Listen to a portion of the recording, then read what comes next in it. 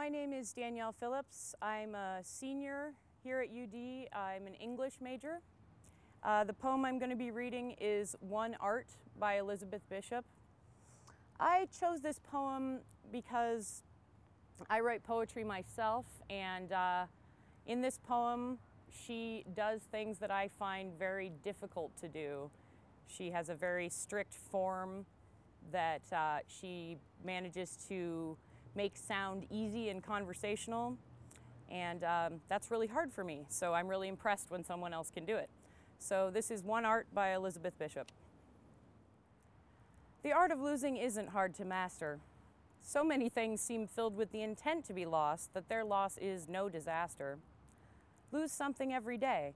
Accept the fluster of lost door keys, the hour badly spent.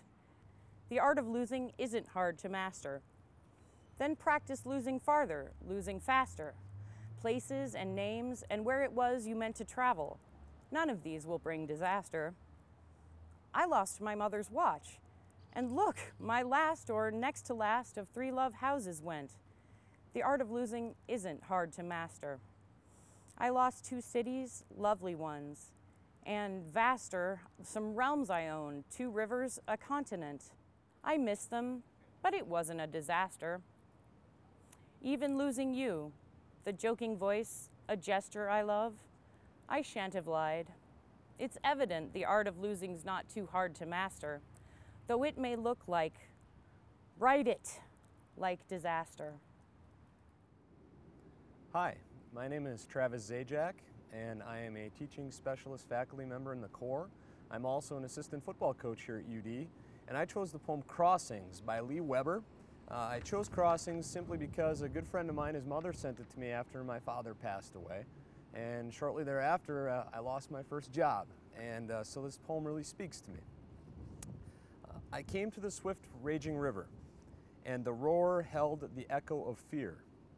O Lord, give me wings to fly over, if you are, as you promised, quite near.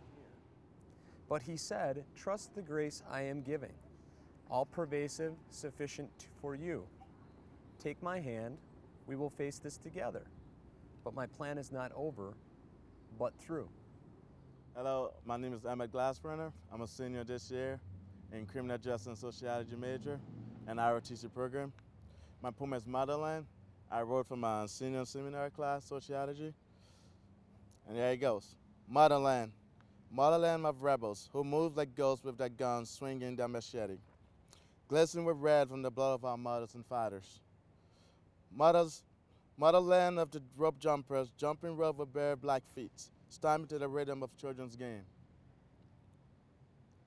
Mothers run with fear in the dark, never knowing where the rebels may appear, with hearts as dark as the African darkest sky.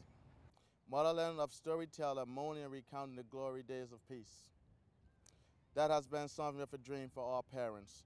Tribal elder tells and encourages the celebration of unity within every African tribe. Motherland of bright over-the-top color clothing that competes with the sun for supremacy on Independence Day. Tribal dancers with their masks beat their drums as dancers swing their hips and jump with a war cry that unveiled the shackles of continuous civil war. Motherland of the mall worker pits, raising with the rising and setting of the African sun. Motherland of today and yesterday. Time lost in the killing of our fellow Africans, in civil war that is quickly forgotten, and the rising of hope from the death of death. Motherland, my inspiration to forgive and to always renew our hope for the future. Motherland, the killing has made you blind to your ability to improve your own lives and has made you depend on hand-me-down from the rest of the world.